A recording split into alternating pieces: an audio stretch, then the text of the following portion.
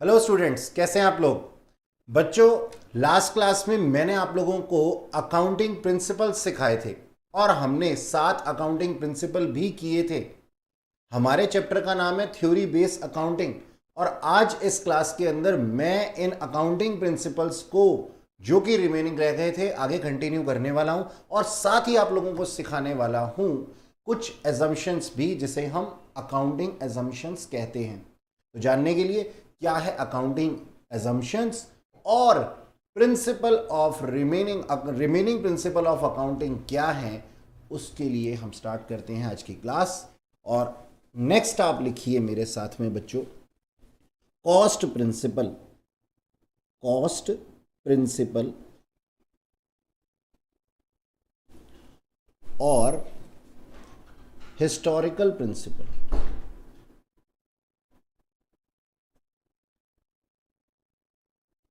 Historical principal या cost principal का मतलब क्या है। हिस्टोरिक प्रिंसिपल या कॉस्ट प्रिंसिपल का मतलब है कि अगर हमारे पास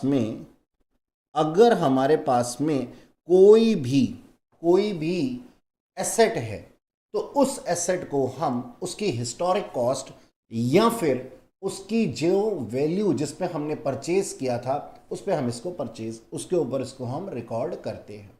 यानी कि मान लीजिए कि आपने कोई एसेट जो है वो परचेज किया है, ठीक है जी।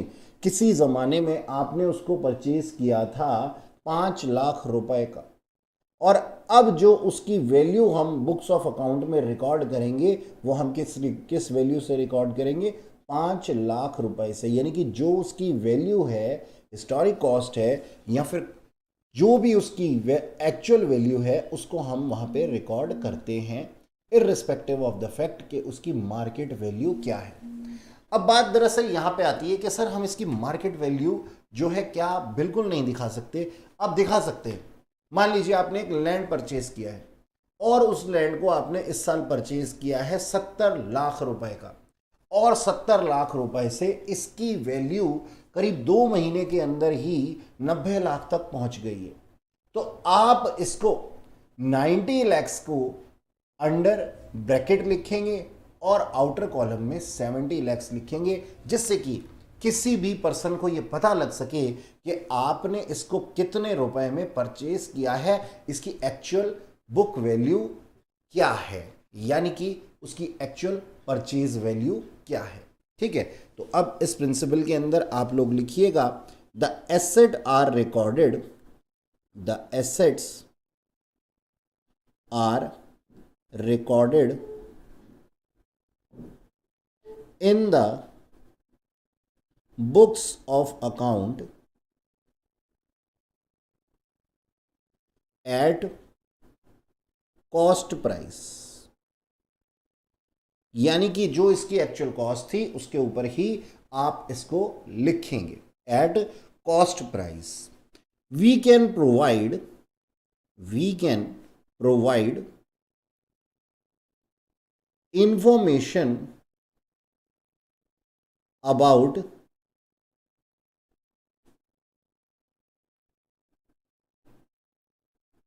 market value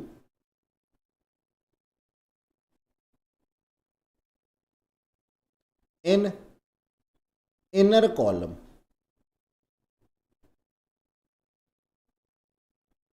यानी कि आप इसकी जो मार्केट वैल्यू है उसको आप दिखा सकते हैं, जैसा कि मैंने अभी आप लोगों को एग्जाम्पल दिया।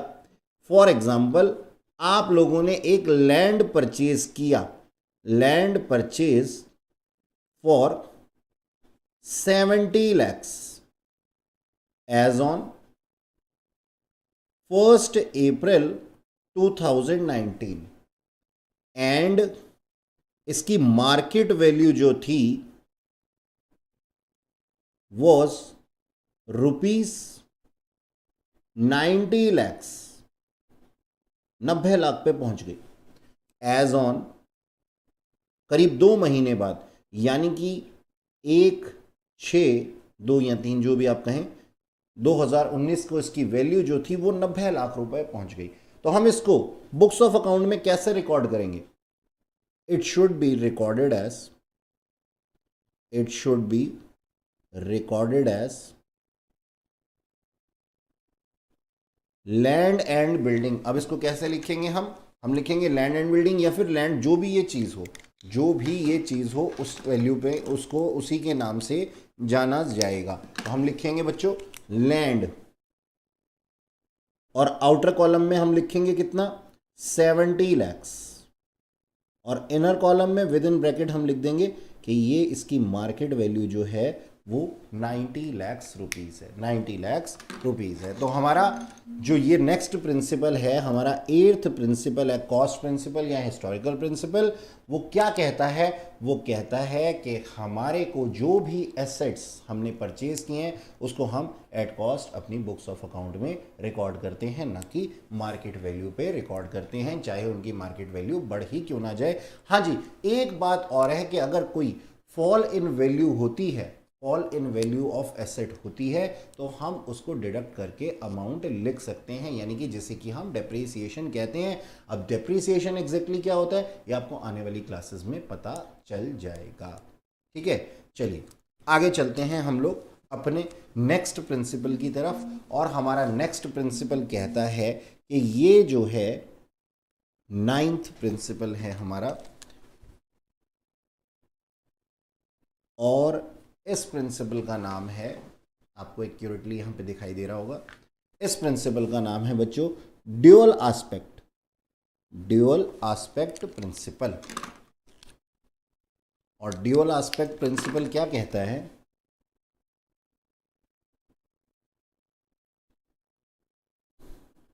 ड्यूअल एस्पेक्ट प्रिंसिपल कहता है कि हर एक ट्रांजैक्शन के ना दो पहलू होते हैं। भाई आप लोगों को अपनी बुक का नाम तो अच्छे से मालूम होगा, आप लोगों को अपनी बुक का नाम अच्छे से मालूम होगा। ये देखिए मैं दिखाता हूं आपको, आपकी बुक के आगे क्या लिखा हुआ है, डबल एंट्री बुक कीपिंग। ठीक है जी, डबल एंट्री बुक कीपिंग आपकी बुक है।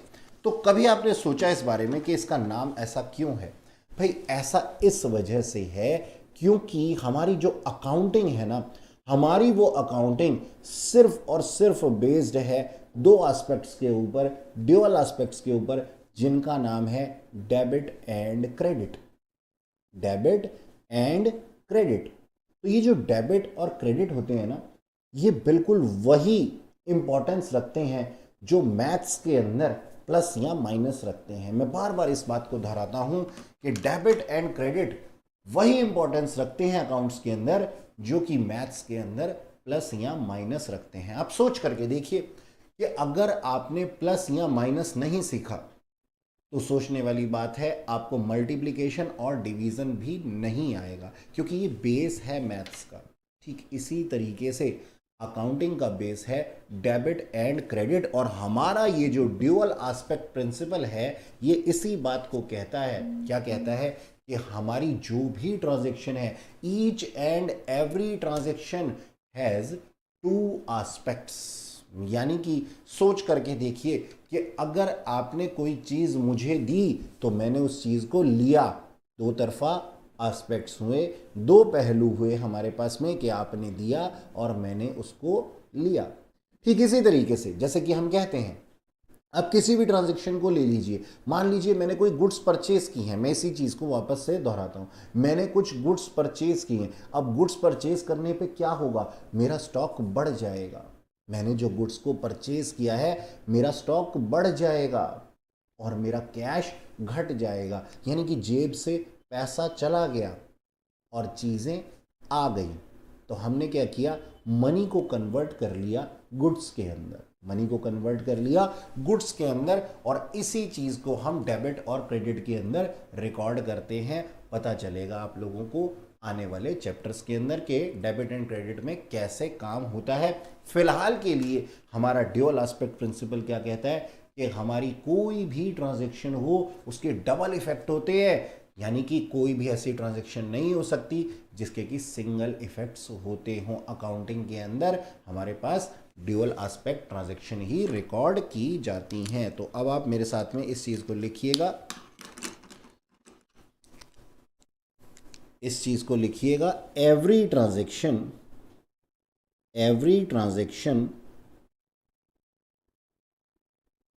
Has two aspects named debit and credit। मतलब ये डेबिट और क्रेडिट बहुत ही ज़्यादा इंपॉर्टेंस रखते हैं। आप इसको अंडरलाइन भी कर सकते हैं, रेड पेन से मैंने आप लोगों के लिए इसे अंडरलाइन कर दिया। ठीक है जी, डेबिट एंड क्रेडिट। तो जैसा कि हमने बताया कि डेबिट और क्रेडिट का बहुत ही ज़्यादा रेलेवेंस होता है अकाउंटिंग के अंदर। तो आप इस चीज़ को एग्जाम्पल के लिए लिख सकते हैं। For example, purchase of goods, purchase of goods for cash ₹50,000। तो अब यहां पे आपको दिखाई दे रहा है कि यहां पे दो चीजें हैं, एक तो गुड्स और दूसरा कैश। यानी कि दो एस्पेक्ट क्या हुए कि हमारी जो गुड्स हैं बच्चों वो बढ़ गई और कैश जो था वो घट गया। कितने से? 50,000 रुपीज़ से। इफेक्ट क्या पड़ा घटने और बढ़ने का? 50,000 रुपीज़ का इफेक्ट पड़ा है। यानी कि स्टॉक बढ़ गया है 50,000 रुपये से और कैश घट गया है 50,000 रुपीज़ से। तो ये था हमारा क्या? Dual aspect principle. Dual aspect principle बहुत ही आसान है और बिना ड्यूअल एस्पेक्ट प्रिंसिपल के कोई भी चीज़ नहीं बनाई जा सकती। अच्छा, अकाउंट्स के अंदर तो कोई ट्रांजैक्शन नहीं बनाई जा सकती। इसके बाद नेक्स्ट हमारा जो प्रिंसिपल है 10th प्रिंसिपल, वो है revenue recognition. Revenue recognition principal. तो रेवेन्यू रिकॉग्निशन प्रिंसिपल का मतलब क्या है? रेवेन्यू का मतलब होता है ये इनकम, या फिर हिंदी में हम इसको कहते हैं क्या? राजस्व। रिकॉग्नाइज करने का मतलब आप लोगों को पहचानना अच्छे से मालूम है, और प्रिंसिपल मतलब हमारा सिद्धांत। तो क्या कहता है ये प्रिंसिपल हमारा? कहता है कि हमें रेवेन्यू को रिकॉग्नाइज करना आना चाहिए। यानी कि क्या हमारी इनकम है इसको हम रिकॉग्नाइज करना आना चाहिए। और ये जो प्रिंसिपल है ये प्रिंसिपल हमारे एक्रूवल बेसिस पे है, हमारी एक्रूवल एजम्पशन, जो कि अभी इस क्लास के अंदर मैं आपको थोड़ी देर में बताने वाला हूँ। ठीक वैसा ही है ये हमारी प्रिंसिपल भी, रेवेन्यू रिकॉग्निशन प्रिंसिपल। तो आप इसके साथ में लिखिएगा same as in accrual assumption. Sir हमें तो मालूम ही नहीं है कि एक्रूवल एजम्पशन क्या होती है और हमें रेवेन्यू रिकॉग्निशन भी नहीं मालूम है। तो भाई आप अगर एक को समझ लेंगे तो दूसरा आपको अपने आप समझ में आ जाएगा। तो चलिए समझते हैं इस चीज़ को। मान लीजिए कि मुझे कोई इनकम आनी थी। मान लीजिए कि मुझे कोई इनकम आनी थी। मैंने क्या किया? 1/4/2019 अपना अकाउंटिंग ईयर ले लिया।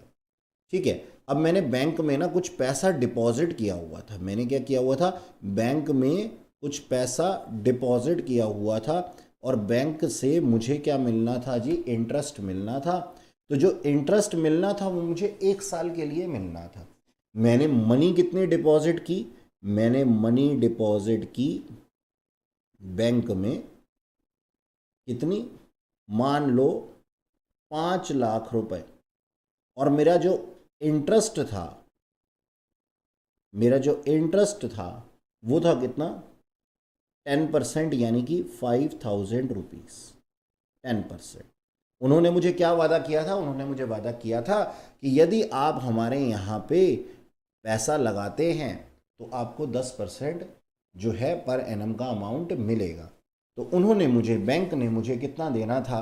5,000 रुपये। लेकिन बैंक ने मुझे 31/12/2019 तक कुछ पैसे दिए और इसके बाद में उन्होंने कहा, यानी कि बैंक ने कहा कि 31 मार्च 2019 तक के पैसे आपके बकाया हैं, यानी कि वो उन्होंने मुझे नहीं दिए। तो यहाँ पे मैंने एक डॉटेड लाइन बना ली है।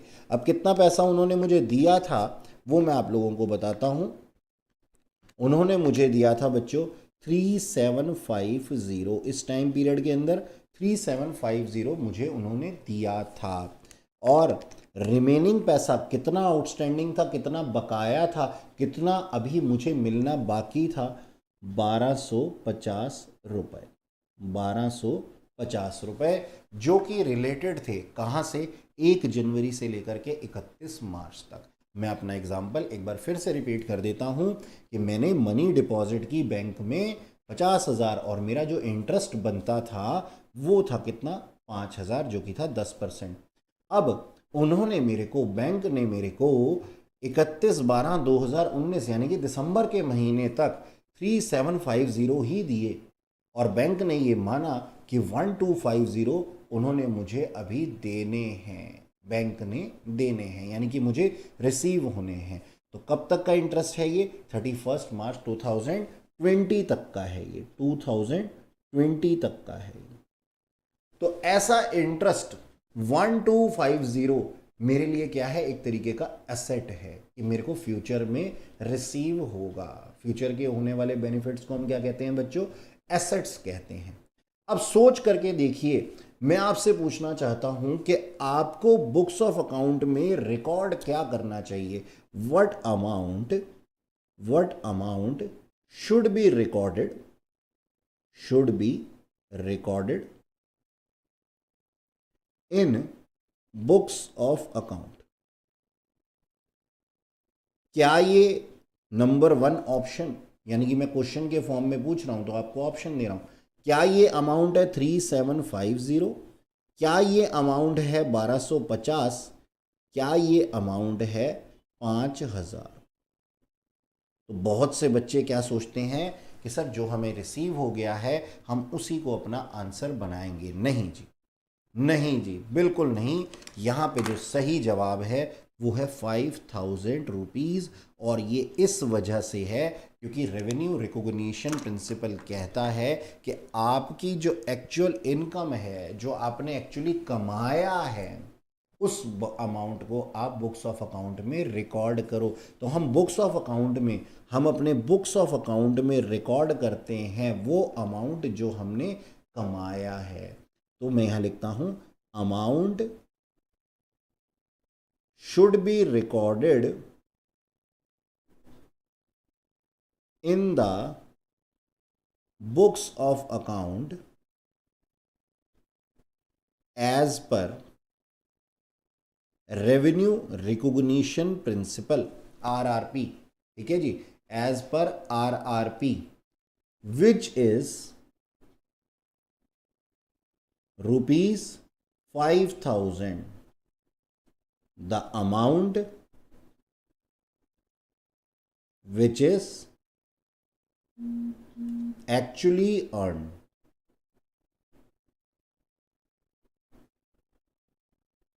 ठीक है जी, तो हमने अर्न बेसिस पे बुक्स ऑफ अकाउंट में चीज़ें लिखनी होती हैं, ना कि रिसीव बेसिस पे या ड्यू बेसिस पे, ना कि रिसीव बेसिस पे या फिर हम कह सकते हैं कि आउटस्टैंडिंग बेसिस पे। तो हमें क्या लिखना है, हमें अर्न बेसिस पे लिखना है कि हमने कमाया कितना है। इस साल के दौरान हमने कमाए हैं 5,000, सूनर और later we will definitely get it, क्योंकि हमें इसका पूरा अधिकार है, हमें इसका पूरा अधिकार है। ठीक है, तो अब ये रेवेन्यू रिकॉग्निशन प्रिंसिपल क्या कहता है, इस चीज़ को आप लिखिएगा मेरे साथ में, यहीं पे लिखेंगे हम, इसी पेज पे, सेम पेज पे।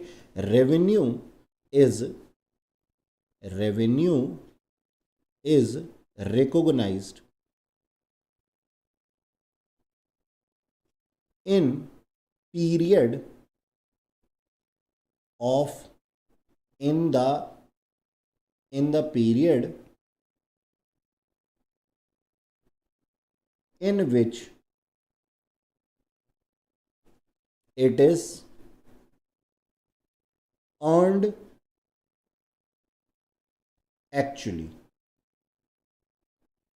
जब ये अर्न किया गया था, इर्रिस्पेक्टिव का मतलब इस चीज को दरकिनार करते हुए, मतलब इस चीज से अलग, irrespective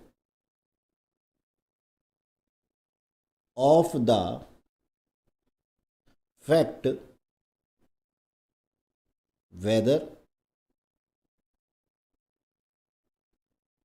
it is received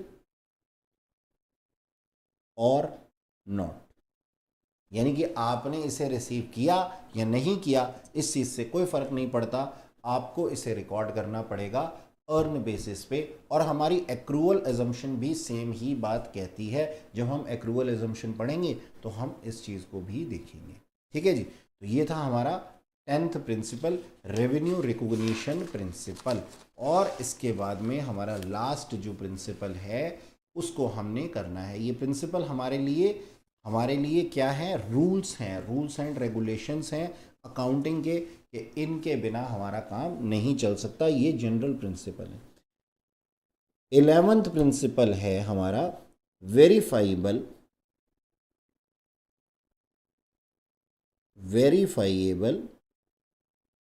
objective principal.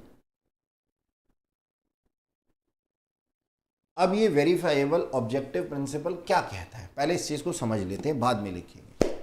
देखो बच्चों, ऐसा है कि वेरीफाइबल का मतलब क्या है, कि वेरीफाई करना, यानी कि हमें क्या करना है, वेरीफाई करना है किसी भी चीज को, यानी कि पुख्ता सबूत के साथ में, एविडेंस के साथ में उस चीज को, उस ट्रांजैक्शन को हमें वेरीफाई करना है।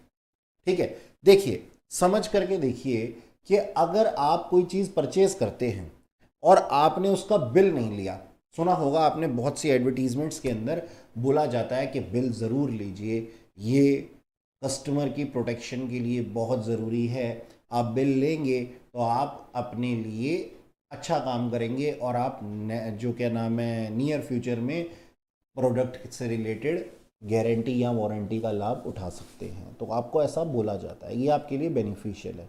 अब इसका मतलब क्या होता है, क्यों बोला जाता है ऐसा, इस चीज़ को हम समझते हैं।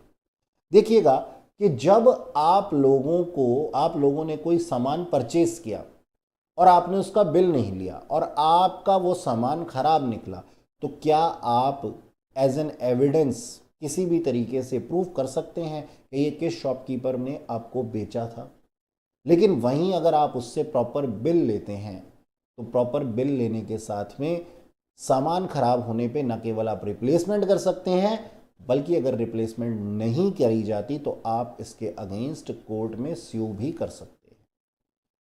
इसी वजह से हमारा ये प्रिंसिपल जो है वो बनाया गया है। क्या बोला गया है इस प्रिंसिपल के अंदर, इस प्रिंसिपल के अंदर बोला गया है कि कोई भी ट्रांजैक्शन रिकॉर्ड की जाए, उसका प्रॉपर एविडेंस रखा जाए।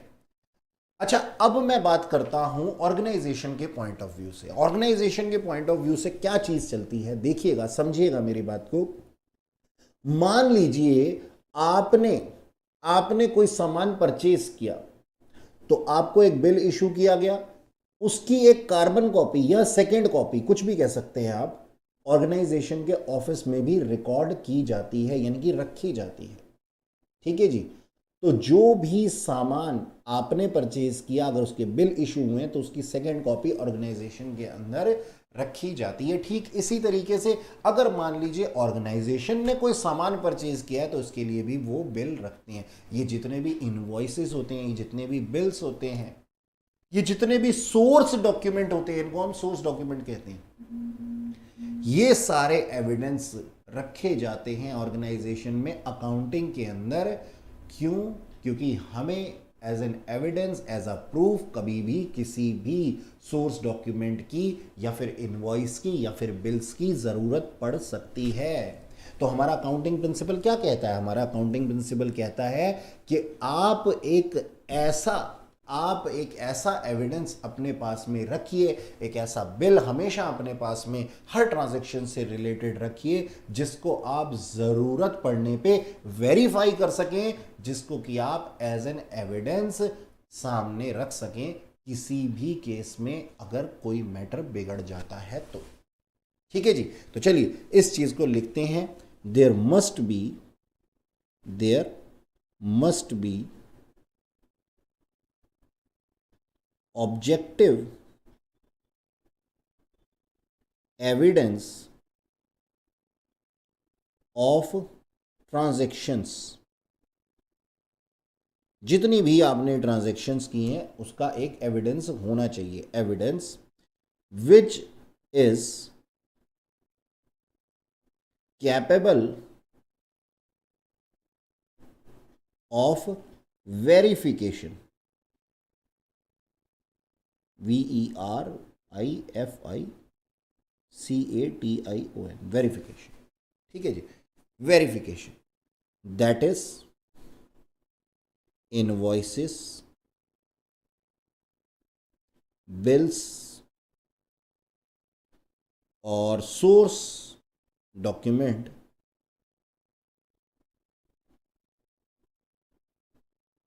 एक्सेट्रा। ठीक है जी, जैसे कि हम एक एग्जांपल लिख सकते हैं, सेकेंड कॉपी, सेकेंड कॉपी मतलब carbon copy, second copy of bill provided to customer, second copy of bill provided to customer retained by seller in office to show sales transaction,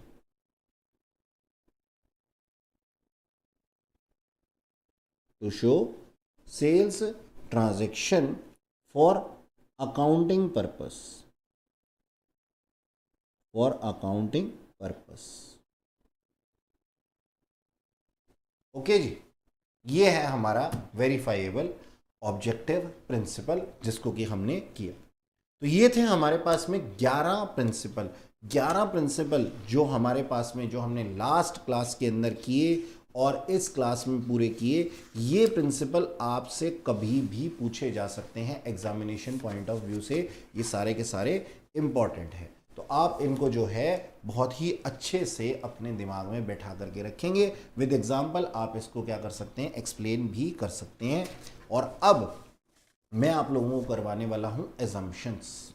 तो आप सबसे ऊपर लिखिएगा अकाउंटिंग एजम्पशन, अकाउंटिंग एजम्पशंस। भाई ये assumptions क्या हैं, ये अकाउंटिंग एजम्पशंस क्या होती हैं, पहले तो हमें इसकी ज़रूरत क्यों होती है। देखिए ध्यान से समझिएगा, एक नॉर्मल सी बात है, मैं ये कहता हूँ कि जनरल बातें जितनी भी होती हैं दैट इज़ एन एजम्पशन, यानी कि जो भी चीज़ मैं ये कहता हूँ कि अगर दिन का टाइम है और मैं इस रूम से बाहर निकलता हूँ तो जाहिर सी बात है मुझे रोशनी मिलेगी। तो मैं इस कमरे में बैठा बैठा क्या एज्यूम कर रहा हूँ कि क्या मुझे अपने साथ एक टॉर्च लेकर के जाना होगा? नहीं, मुझे एक टॉर्च की ज़रूरत नहीं है क्योंकि अभी सुबह का टाइम है। और अगर सुबह का टाइम है तो जाहिर सी बात है सनलाइट बाहर होगी ही। तो कहने का मतलब ये है कि बच्चों कुछ चीज़ें हम अपने जीवन में एज्यूम करके चलते हैं फ्यूचर के लिए। तो ऐसी ही कुछ एजम्पशंस जो हैं वो अकाउंटिंग के अंदर भी बनाई जाती हैं। ठीक प्रिंसिपल्स की तरह से हमारी कुछ एजम्पशंस भी हैं कि हम कुछ एजम्पशन, कुछ चीज़ें हम एज्यूम करके चलते हैं कि ऐसा माना जाता है। तो अकाउंटिंग एजम्पशंस का मतलब क्या है? ऐसा माना जाता है। तो क्या क्या माना जाता है अकाउंट्स के अंदर देखेंगे। सबसे पहला है, सबसे पहली हमारी जो एजम्पशन है वो है going concern, going concern assumption. भाई ध्यान से समझिएगा कि कंसर्न का मतलब क्या है। कंसर्न का मतलब होता है बच्चों बिजनेस या फिर ऑर्गेनाइजेशन, बिजनेस और ऑर्गेनाइजेशन। और गोइंग का मतलब क्या होता है? गोइंग का मतलब होता है जो चलायमान है, जो चलता रहेगा, जो जाता रहेगा। भाई जाता रहेगा से मतलब यहाँ पे चलता रहेगा से है। तो गोइंग कंसर्न का मतलब क्या है? चलायमान बिजनेस, यानी कि जो चीज़ चलती रहेगी। तो कोई भी चीज़, कोई भी बिजनेस हम सेटअप करते हैं तो क्या इस इंटेंशन से करते हैं कि आज मैं ये बिजनेस कर रहा हूँ और 2 महीने बाद या 4 महीने बाद मैं इसको बंद कर दूंगा? क्या इस एस्पेक्ट को लेकर के, क्या इस विचारधारा को लेकर के हम लोग कोई बिजनेस स्टार्ट करते हैं? नहीं। हम क्या सोचते हैं कि आज जो मैं बिजनेस स्टार्ट कर रहा हूँ वो बिजनेस लंबे समय तक चलता जाएगा। तो ये क्या है, हमारी एक एजम्पशन है, ये हमारी एजम्पशन है। इसके साथ ही हमें क्या सोचना पड़ता है कि हम इसकी बुक्स ऑफ अकाउंट जो रिकॉर्ड करेंगे, जो हम ट्रांजैक्शंस रिकॉर्ड करेंगे, वो लंबे समय तक चलेंगी, वो लंबे समय तक लेन देन किया जाएगा। यानी कि जब तक मैं हूँ मेरा बिजनेस भी रहेगा और मेरे बाद भी मेरा बिजनेस रहे, ऐसी मैं कोशिश करता हूँ। तो बस ठीक इसी तरीके से, ठीक इसी तरीके से हम लोग क्या करते हैं, हम अपने एक एजम्पशन को नाम देते हैं, जिसका कि नाम है क्या, going assumption, going concern assumption. Going concern assumption क्या बोलती है कि आप एज्यूम करते हैं कि बिजनेस हमेशा चलता रहेगा, बिजनेस हमेशा चलता रहेगा। अब देखिएगा, एक और बात बताता हूं मैं आपको कि मान लीजिए अगर ये प्रिंसिपल ना हो, सॉरी ये एजम्पशन ना हो कि बिजनेस चलता रहेगा, तो जो भी मैं अपने बिजनेस के लिए परचेज करता हूं, लेट्स से मैं परचेज करता हूं कुछ एसेट्स, या फिर मैं कोई भी चीज़ें परचेज करता हूं और उसको लंबे समय तक के लिए करता हूं। लेट्स से मैंने क्या किया, मैंने कुछ फर्नीचर परचेज किया या फिर कुछ बिल्डिंग परचेज की। अगर ये एजम्पशन हो ही ना, तो फिर क्या मैं इस चीज़ के अंदर डिफरेंशिएट कर सकता हूं कि कौन से एसेट लॉन्ग टर्म है और कौन से एसेट शॉर्ट टर्म है, या फिर कौन से एसेट्स करंट एसेट्स हैं या फिर कौन से एसेट्स फिक्स्ड एसेट्स हैं? नहीं कर सकता। तो भाई मेरे को फिक्स्ड एसेट और करंट एसेट्स के बीच का डिफरेंशिएट होता है, क्योंकि मैं लंबे समय तक जो है अपने बिजनेस को चलाने वाला हूँ। सोचने वाली बात है कि हम लोग अगर अपने कोई भी एसेट परचेज करते हैं, तो अगर हमें ये मालूम हो कि 3 महीने बाद हमारा बिजनेस बंद हो जाएगा, तो क्या हम डिफ्रेंशिएट करेंगे कि हमारे लॉन्ग टर्म एसेट्स कौन से हैं और शॉर्ट टर्म एसेट्स कौन से हैं? नहीं डिफ्रेंशिएट करेंगे, क्योंकि सारे के सारे एसेट्स 3 महीने में ख़त्म हो जाएंगे। लेकिन क्योंकि हम लोग ये मानते हैं कि लंबे समय तक हमारा बिजनेस चलता रहेगा, इसी वजह से हम लोग क्या करते हैं, आइडेंटिफाई करते हैं कि ये एसेट मेरा करंट एसेट है, जो कि 12 महीने के अंदर अंदर ख़त्म हो जाएगा या फिर एनकैश हो जाएगा। और ये जो मेरा एसेट है वो क्या है, फिक्स्ड एसेट है, जो लंबे समय तक मुझे फ़ायदे देने वाला है, लंबे समय तक मुझे फ़ायदे और गेन्स प्रॉफिट्स देने वाला है। तो भाई आइडेंटिफाई हम कर पाते हैं शॉर्ट टर्म और लॉन्ग टर्म एसेट्स के बीच में। क्यों? क्योंकि हमारे पास में गोइंग कंसर्न एजम्पशन है, हम ये मानते हैं कि ये जो एसेट्स हैं ये चलते ही रहेंगे। तो आप लोग लिखिएगा मेरे साथ इस चीज़ के बारे में, the accounting of, the accounting of business is done on assumption that, on assumption that business will be continued, will be continued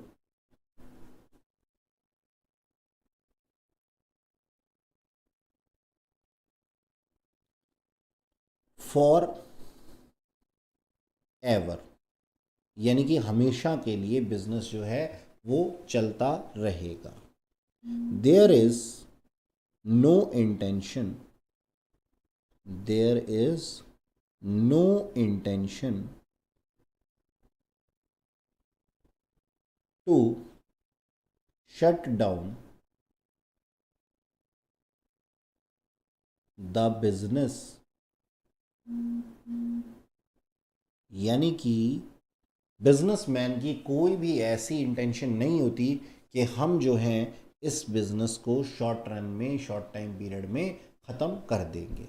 अच्छा, अगला पॉइंट आप लिखिएगा जो मैंने अभी आपको बताया, the difference between, the difference between current और fixed assets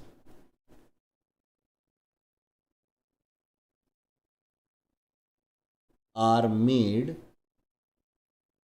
due to same assumption. यानी कि अगर ये एजम्पशन ना हो तो क्या लंबे समय के एसेट और क्या छोटे समय के एसेट्स हम आइडेंटिफाई ही नहीं कर पाएंगे। ठीक है जी। तो कहने का मतलब ये है कि भाई कोई भी फिक्स्ड एसेट या करंट एसेट होता है तो ये लंबे समय तक अगर हम बिजनेस चलाने वाले हैं तभी हम इस चीज़ को आइडेंटिफाई कर पाते हैं, वरना हम तो सभी को समान मान ले। इसके अलावा एक और पॉइंट आप लिखिएगा, difference between revenue expenditure and capital expenditure are made due to same assumption. Same assumption की वजह से जो है हम डिफ्रेंशिएट कर पाते हैं कि हमारे कैपिटल एक्सपेंडिचर कौन से हैं और रेवेन्यू एक्सपेंडिचर कौन से हैं। जैसे कि मान लीजिए मैंने अपने स्टाफ को सैलरी पे की, तो ये क्या है, 12 महीने के अंदर होने वाला, बार बार होने वाला खर्चा है, तो ये क्या है, रेवेन्यू एक्सपेंडिचर है। वहीं अगर मैंने परचेज कर ली कोई प्लांट एंड मशीनरी, तो ये बहुत लंबे समय के लिए किया जाने वाला इकलौता खर्चा है, ये बार बार नहीं होता ये। तो ये हम कैपिटल एक्सपेंडिचर है या फिर रेवेन्यू एक्सपेंडिचर है, ये जान पाते हैं कब, जब हमें ये विश्वास होता है कि हमारी जो ऑर्गेनाइजेशन है वो लंबे समय तक चलती रहेगी। यदि ऐसा ना हो तो हम रेवेन्यू नेचर का एक्सपेंडिचर और कैपिटल नेचर का एक्सपेंडिचर इसको जानने की इच्छा ही ना करें। ठीक है जी। तो ये था हमारे पास में हमारा गोइंग कंसर्न एजम्पशन जो कि हमने किया। चलो जी, अगला प्रिंसिपल करते हैं। अगला प्रिंसिपल है हमारे पास में कंसिस्टेंसी एजम्पशन। प्रिंसिपल नहीं, एजम्पशन कर रहे हैं आप, प्रिंसिपल मेरे मुंह से it's a slip of tongue. तो सेकंड हमारी जो एजम्पशन है वो क्या है, कंसिस्टेंसी एजम्पशन। अब देखिएगा, जब आप ये कहते हैं कंसिस्टेंट है, कोई स्टूडेंट कंसिस्टेंट है, कंसिस्टेंट का मतलब क्या है कि वो एक जैसा ही रहता है, एक जैसा रहता है, यानी कि हो सकता है वो कांस्टेंट से बना है। कंसिस्टेंसी हो सकता है कि वो नालायकी में हो या फिर वो जो है वो महारत हासिल करने में हो। तो कहने का मतलब है, अच्छा यहाँ से हम स्टूडेंट का एग्जाम्पल हटा देते हैं क्योंकि ये मेरा जो एग्जाम्पल है कई बार स्टूडेंट्स को हर्ट करता है। अच्छा खैर, तो मैं इसको क्या करता हूँ, एग्जाम्पल को चेंज करता हूँ। मान लीजिए आपने साइंस के अंदर बार बार पढ़ा होगा कि अर्थ के जो रोटेशन है वो कंसिस्टेंट है, यानी कि उसके अंदर फ्लक्चुएशन नहीं आता। ऐसा नहीं होता कि मंडे को जो अर्थ है वो तेज़ घूम रही है और ट्यूसडे को जो है वो हल्की घूम रही है अपने एक्सेस पे। जब भी अर्थ रोटेशन लेती है तो वो कंसिस्टेंट वे में लेती है, यानी कि एक जैसा ही।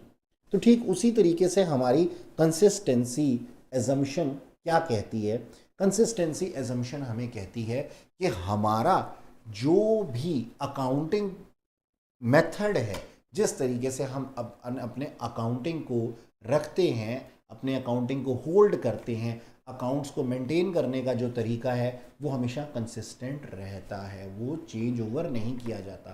भाई आप सोच करके देखिए, लाइब्रेरी के अंदर जो बुक हैं जैसी उन्होंने एक बार रख दी वैसे ही वो रखते हैं। ऐसा तो नहीं करते ना कि आज जो है हम अल्फ़ाबेटिकली रखेंगे और कल हम जो है स्टूडेंट्स के नाम के ऊपर या फिर डेज के नाम के बेस के ऊपर रखेंगे। तो जो चीज़, जो भी मेथड फॉलो किया जाता है शुरुआत से अंत तक वही फॉलो किया जाता है। अच्छा सर, इसके कहने का मतलब ये है कि भाई हमारी एजम्पशन ये कहती है कि जो मेथड हम फॉलो करेंगे लास्ट तक हम वही फॉलो करते रहेंगे। ये बिल्कुल सही है।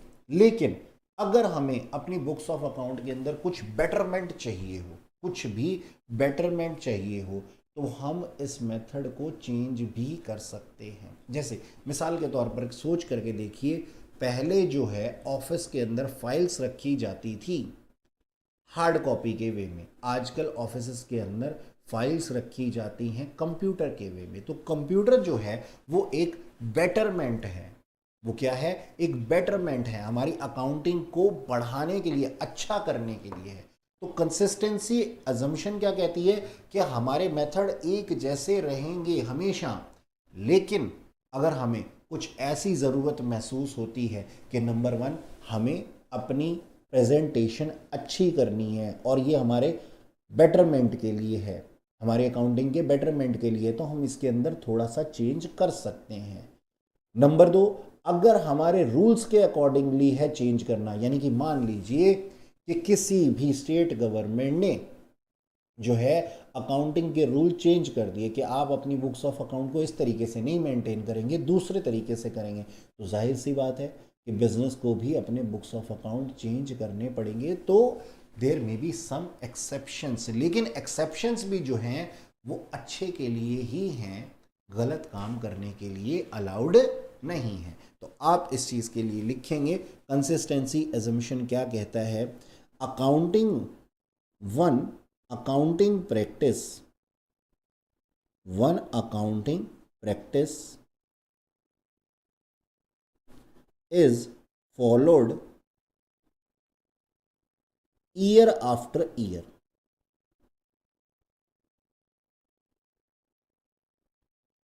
year after years. For example,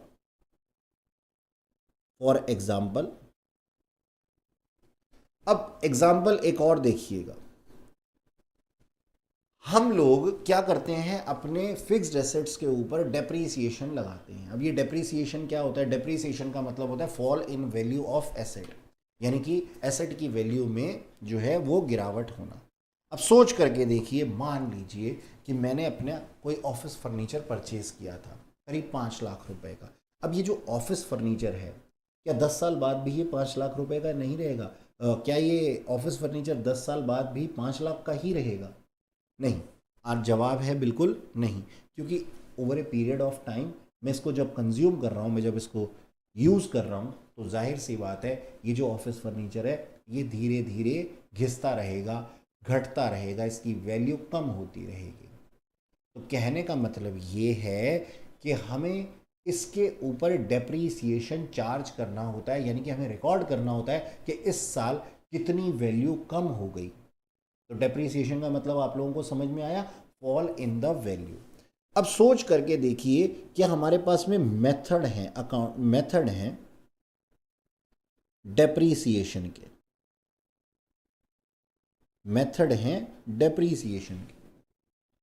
क्या मेथड है, इसके ऊपर पूरा का पूरा एक चैप्टर है, आने वाली क्लासेस में आपको पता लग जाएगा। तो मेथड ऑफ डेप्रीसिएशन क्या कहते हैं कि अभी आप मान लीजिए हमारे पास 2 मेथड होते हैं, एसएलएम और डब्ल्यूडीवी, स्ट्रेट लाइन मेथड और रिटन डाउन वैल्यू मेथड। ठीक है जी। तो हमारे पास में 2 मेथड हैं और मैंने अपना एक मेथड ऑप्ट किया हुआ था, लेकिन सरकार का जो रूल चेंज हो गया तो मैंने दूसरा ऑप्शन फॉलो कर लिया। यानी कि पहले मैं स्ट्रेट लाइन मेथड से काम करता था, पहले मैं स्ट्रेट लाइन मेथड से काम करता था, और अब मैं सरकार के बनाए हुए चेंजेस की वजह से, डब्ल्यूडीवी की वजह से काम करता हूं। तो यहां पे मैंने एक एक्सेप्शन को ले लिया।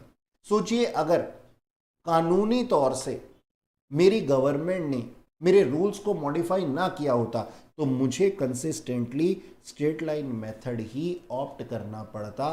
किसके लिए? डेप्रीसिएशन लगाने के लिए, अपने एसेट्स के ऊपर डेप्रीसिएशन लगाने के लिए, यानी कि ये पता करने के लिए कि कितनी वैल्यू से मेरा एसेट डाउनफॉल में गया है। लेकिन क्योंकि अब रूल चेंज हो गया है तो मुझे written down value method opt करना पड़ रहा है। ठीक है जी। तो एक्सेप्शंस और ऑलवेज देयर, सरकार के नियम कानून में परिवर्तन, या फिर किसी भी तरीके से आप कह सकते हैं कि बेटरमेंट ऑफ अकाउंटिंग के लिए हम इस कंसिस्टेंसी एजम्पशंस को एक्सेप्शनली थोड़ा सा चेंज भी कर सकते हैं, लेकिन ये लीगली अप्रूव्ड होना चाहिए। ओके, ठीक है जी। तो ये था हमारा क्या, कंसिस्टेंसी एजम्पशन, जो हमें कहती है कि हम जो अपने मेथड फॉलो करते हैं जो हम अपने मेथड फॉलो करते हैं अकाउंटिंग के अंदर, चाहे जो भी हों, वो क्या रहते हैं, हमेशा सेम रहते हैं। और अब लास्ट है हमारे पास में क्या, अक्रूवल एजम्पशन। और ये बिल्कुल मजेदार एजम्पशन है, अक्रूवल एजम्पशन।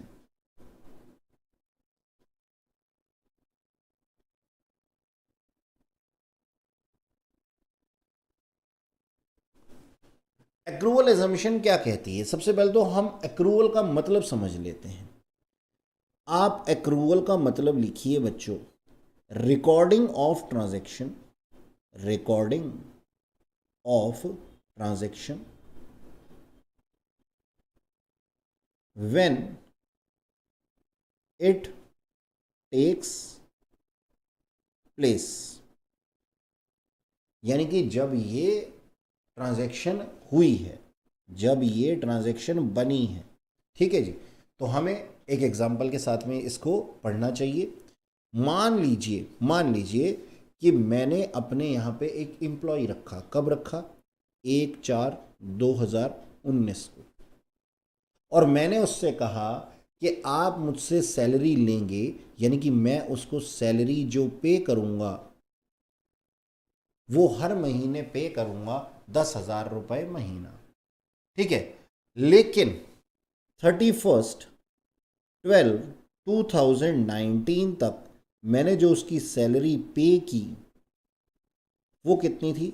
90,000 रुपीज़, यानी कि 9 महीने की सैलरी। और इसके बाद भी वो इंसान, वो मेरा एम्प्लॉई मेरे ऑफिस आता रहा, लेकिन 31/3/2020 तक की उसकी जो सैलरी थी वो क्या थी? पेंडिंग थी। वो क्या थी? पेंडिंग थी। तो ये कितने महीने हैं? ये 3 महीने हैं। तो इसका मतलब सैलरी पेंडिंग कितनी है? 30,000 रुपीज़।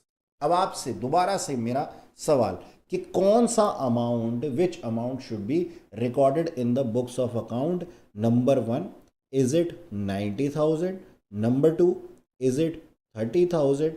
और number 3, is it combination of both 1,20,000 rupees? तो क्योंकि हमने थोड़ी देर पहले किया था, सिमिलर प्रिंसिपल हमारे पास में एक था, तो हमारा जवाब क्या है? 1,20,000। बच्चों हमेशा आप मानिएगा कि इस अकाउंटिंग ईयर के अंदर, इस अकाउंटिंग ईयर के अंदर हमें सैलरी कितनी देनी चाहिए थी उसको हमने रिकॉर्ड करना है, ना कि हमने उसको रिकॉर्ड करना है जो हम दे चुके हैं या फिर जो हमारे पास में बकाया रह गया है। तो हमारा जवाब क्या है? 1,20,000। इस साल के दौरान मेरे एक्सपेंसेस कितने थे? मेरी सैलरी कितनी थी? यानी कि मैंने जो सैलरी पे करनी चाहिए थी वो कितनी थी? 1,20,000 रुपीज़ थी। इसलिए मेरा अक्रूवल एजम्पशन भी क्या कहता है कि वही अमाउंट रिकॉर्ड किए जाने चाहिए जो कि एक्चुअली इनकर्ड किए जा रहे हैं, ना कि जो कि पे किए जा रहे हैं या फिर जो आउटस्टैंडिंग यानी कि बकाया है। तो आप इस चीज़ को लिखिएगा, आप इस चीज़ को लिखिएगा। अक्रूवल मीन्स, हालांकि मैंने आप लोगों को ऊपर लिखवाया था, लेकिन बावजूद इसके मैं इसको एक सिस्टमेटिक वे में लिखवाना चाहता हूं। Accrual means a transaction is recorded in the books of account when it takes place and not when the settlement made। यानी कि जब आपका पूरा अमाउंट पे कर दिया जाएगा, यानी कि फुल सेटलमेंट हो जाएगी, तभी हम इसको रिकॉर्ड करेंगे। ऐसा नहीं है जैसे ही आपका अकाउंटिंग ईयर 31 मार्च 2020 को ख़त्म हो जाएगा, इसी के साथ ही आप क्या कर देंगे? आप अपने बुक्स ऑफ अकाउंट में रिकॉर्ड कर देंगे कि इस साल की जो सैलरी है वो 1,20,000 रुपीज़ है। आने वाले समय के अंदर हम देखेंगे कि 30,000 का क्या ट्रीटमेंट होगा। आप अभी ये सोच रहे होंगे कि हमने पे तो कर दिया है, 90,000 और रिकॉर्ड कर लिया है 1,20,000। बच्चों हम अपनी बुक्स ऑफ अकाउंट के अंदर बिजनेस का खर्चा रिकॉर्ड करते हैं या बिजनेस की इनकम रिकॉर्ड करते हैं, ये नहीं रिकॉर्ड करते कि हमने एक्चुअली खर्चा कितना किया या हमने एक्चुअली इनकम अर्न कितनी की। ठीक है जी। तो हमारे पास में रेवेन्यू रिकॉग्निशन एस्पेक्ट के अंदर भी, रेवेन्यू रिकॉग्निशन प्रिंसिपल के अंदर भी हमने सेम ही बात देखी थी और अब भी हमने सेम ही चीज़ देखी है। तो देखने वाली बात यह है कि हमारे पास में रेवेन्यू रिकॉग्निशन प्रिंसिपल क्या कहता है? रेवेन्यू रिकॉग्निशन प्रिंसिपल कहता है कि भाई हम अपनी इनकम को जो है वो चेक करेंगे, रिकॉग्नाइज करेंगे कि किस तरीके से हमारे पास में इनकम जो है वो ली जा रही है, जो इनकम है वो अर्न की जा रही है। अर्न बेसिस पे हम इसको रिकॉर्ड करेंगे, ना कि हम इसको रिकॉर्ड करेंगे इस वैल्यू पे कि भाई हमने कितनी इनकम रिसीव कर ली है। और इसके अपोजिट एक्रूअल एजम्पशन क्या कहती है? एक्रूअल एजम्पशन कहती है कि भाई हम अपने एक्सपेंसेस को रिकॉर्ड करेंगे इस वैल्यू पे कि हमने कितने एक्सपेंसेस इस साल बियर करने थे, ना कि इस वैल्यू पे कि हमने इस साल कितने एक्सपेंसेस पे किए हैं। ठीक है। तो बच्चों आज की क्लास में इतना ही। आने वाली क्लासेस में आपसे फिर मुलाकात होगी। Till then keep learning. Bye bye.